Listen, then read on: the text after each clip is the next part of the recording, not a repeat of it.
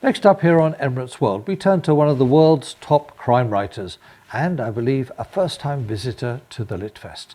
Linwood Barclay, welcome to Emirates and welcome to Dubai. You've written a whole series of crime novels, far too many to mention here, so instead we're going to chat about your latest novel entitled Elevator Pitch. So welcome to Emirates World, welcome to Dubai. Any first impressions? Well, yeah, it's a spectacular city. It's just, it was a couple of days before we got into the downtown and left the festival site. And just driving into the city, you just kind of your jaw drops every other minute because you keep looking at all these astonishing buildings. And it seems as though every architect wanted to outdo the next architect. That they just thought, oh, you think your building is amazing? Wait till you see ours.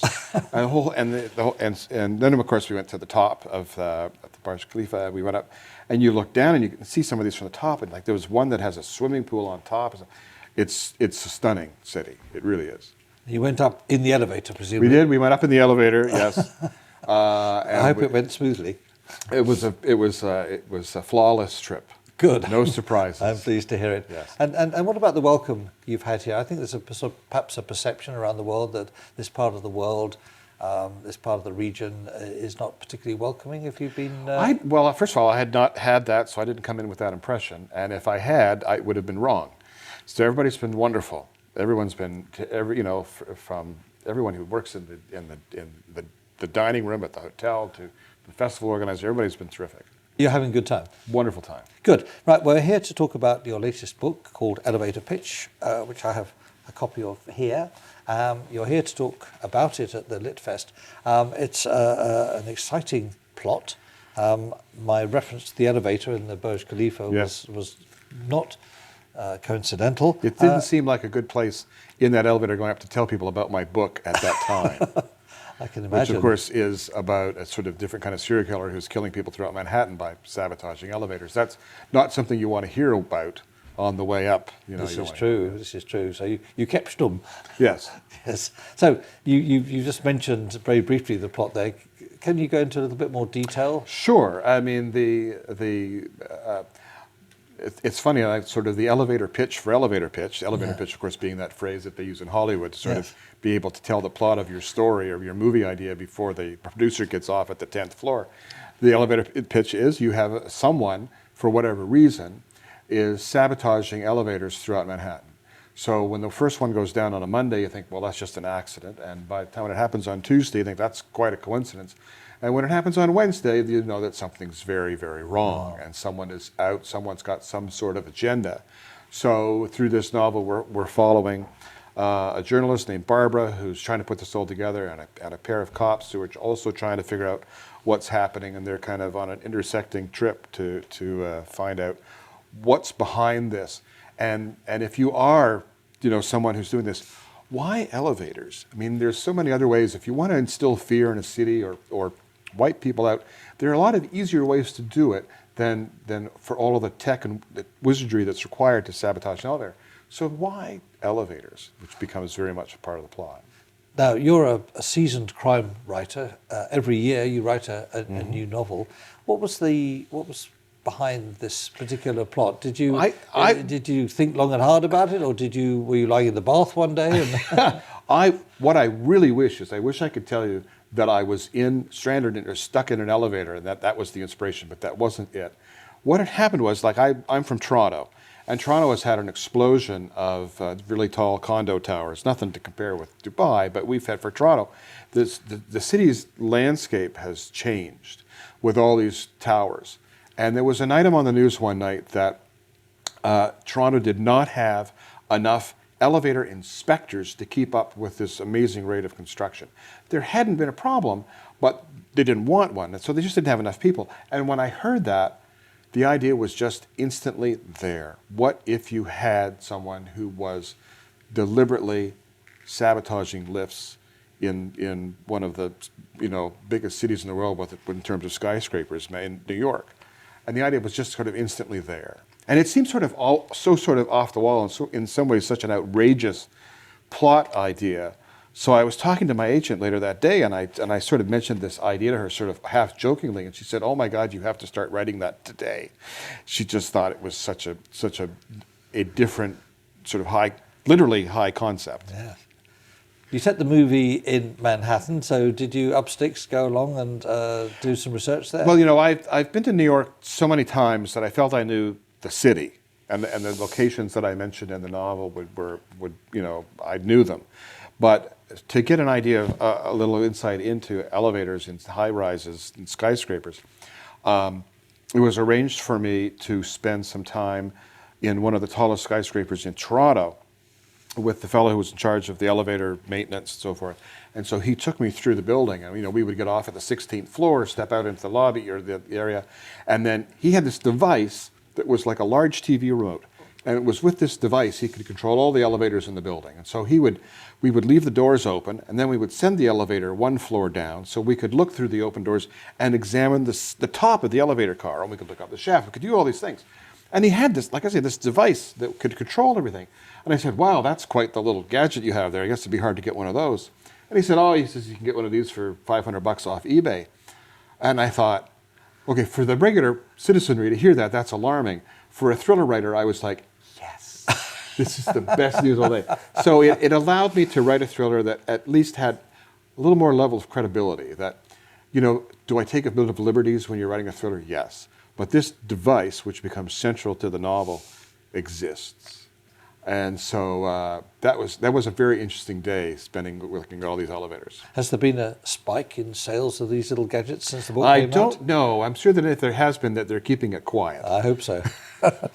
I love some of the names of your characters, your detective characters. I'm going to read here: Zach Walker, Jerry Bourke, Louis Delgado. I mean, brilliant, Zach's names. from one of my comic thrillers. Zach Walker's from the old ones. A lot of writers, I think, spend a great deal of time on how to name their characters, or they're looking for some sort of hidden or double meaning in their name so it suits their character. I don't really do that because that's not really what happens in the real world. We have a name and we do what we do. It's not so, but it used to be when you used to get a lot of spam emails, I would look at the names on spam emails and I would decide, I'll take this name, I will kill that person because I'm so annoyed that I'm getting spam from them. But a lot of it's the phone book, or you look online, you look at Facebook, and you start picking out names, thinking, what one works, or what do I think is a good name? And so there's not a great mystery to it, but you just want, but I'm not into that whole sort of making the name adapt to the character's traits. You've got a whole series of crime thrillers to your name. Do you have a schedule that you work to? Do you do one book a year, for example? Yeah, I typically do. I'm on a book a year kind of contract. And so that's generally what I do. Some years it's gotten a little bit more hectic because I did a couple of books for kids, and so one year I had those to do. But generally it's one a year, and I tend to write a first draft between January and March, and then start revising after that. There was one time, a few years ago, I wrote what I call my Promise Falls trilogy, Broken Promise, Far From True, and the 23. And I was very worried that by the time I got to writing book 3, I would think of something that I should have set up in book 1. Mm-hmm. So I wrote them back to back. So I wrote all 3 novels in 15 months. And which meant that by the time I was writing book 3, I was at the page-proof stage for book 1, so I was in fact able to make little tiny changes. But it's very, they don't like it if you go into bookstores and start pulling the book off the shelf to fix things in book 1 and to add them in. It's very time-consuming, Yeah. And are you a disciplined writer? I'm a very disciplined writer. I get up in the morning. I'm usually at my desk by 8, and I start working. My goal is to get 2,000 words done. And if you can maintain a schedule like that, that's 10,000 words a week. In 2.5 months or so, you've got a first draft. And I think all that discipline comes from the fact that I spent 30 years working in newspapers, where you just had to produce whether you felt like it or not. When you are working a newspaper, you really can't go to the city editor and say, the muse just didn't strike me today. I don't think I can turn in a column. That doesn't work. You produce. And so writing for me, while I can't think of anything else I would rather do, I treat writing a novel, it's a job. just as if you come to work, whether you're a teacher or a plumber or whatever you do. I go to work in the morning and get something done. It's a crowded market out there. When was the big breakthrough for you? My big breakthrough was in 2008 when a novel called No Time for Goodbye came out, and it was picked by the Richard and Judy Book Club in the UK, in England, when they still had their TV show on public television. And they were doing their selection of summer reads, and they picked my novel No Time for Goodbye. And for reasons that we will never understand, it became one of the fastest and biggest selling books in the history of that TV show's book club, and finished out 2008 as the biggest selling novel of the year in the UK. That shot me out of a cannon. And ever since then, I mean, that, for example, the book was so popular in the UK, then it was bought by a publisher in France and became a big bestseller in France and in Germany. So 2007-8, that was when I left the day job of newspapers and worked exclusively on books. Which are your biggest markets now, would you say? I still think, well, I mean, there are a lot of markets that are really terrific for me, France and Canada and the US, but I think the UK remains my top market. Now, a lot of books are bought on impulse by people at airports. Maybe people on this very flight that we're broadcasting on today would have been scanning the bookstore to find a nice book to take on holiday. I'm curious to know what the secret is for those impulse buys. Is it the cover, or is it the first line, or do people look at the autobiography in the back? I mean, there must be all sorts of hidden secrets to getting that book sold. I think that when you, especially with an airport book that you might pick up at an airport, I think it's a combination of things. I think it's an eye-catching cover. It's a really great title. And when you pick up that book and you read a synopsis, I think it needs to be a concept or a premise that's very quickly communicated. It is like an elevator pitch on the back of that book, something that you just read it and think, oh, shark terrorizes beach, or whatever it is, which would make, that's a good idea. I think make a great book, maybe even a movie someday. And so I think that's really what it is. And can I read this while I'm on the plane? Will I have enough time? And so forth. So I think there's a lot of that I think that when we're traveling, we're looking for, we're traveling to escape, and we'd like some sort of escapist fiction, I think, at a time like that. Many people listening to us talking now or watching us talking now, perhaps they've got a secret desire to be a crime thriller. They think, well, what a great job you've got there, Linwood, traveling the world promoting your your books. It's very glamorous. Any tips you'd give people any tips you'd give aspiring writers? Yeah, I think, I'm sometimes a little cynical about this. People say, oh, I'd really love to write a book one day. And I sometimes think, if you want to be a writer, you're probably writing. And because you can't not write. You just feel you have to do it. It's like someone saying, I want to be a dancer someday. Well, if you want to be that, you're probably dancing. And so, but still, there are those who sometimes don't have the time or don't have the ability to do it at this time. But I think sometimes the best advice for aspiring writers, first of all, is you have to be a reader. You need to be reading, and you need to be reading a lot. And the more you're exposed to other sort of work, is inspiring, and it gives you ideas, and so forth. That's the first thing. And the other is just do it. It's when you have a blank screen or whatever to write on, and become paralyzed about that first word or that first sentence, just get something out there, because you can always fix it. You can always go back and change it. But once you get something out there and start writing, it's kind of like dominoes. When that first one falls, then they all start going. So you just have to, I always think of it as starting a book, starting a process like that, is like standing at the edge of a cold pool. You just eventually have to jump in. You don't want, it's going to be cold, it's going to feel awful, but once you're in, you will get used to it. Who were your inspirational writers which caused you to enter this genre? I think I was reading a lot, as a kid, starting off with the Hardy Boys, and then I was reading Agatha Christie. I was reading the Rex Stout's novels about Nero Wolfe, so forth. But I think the writer that had the most impact on me was a writer named Ross MacDonald, whose real name was Kenneth Miller, but he wrote under the name Ross MacDonald, and he wrote a series of detective novels about a character named Lou Archer.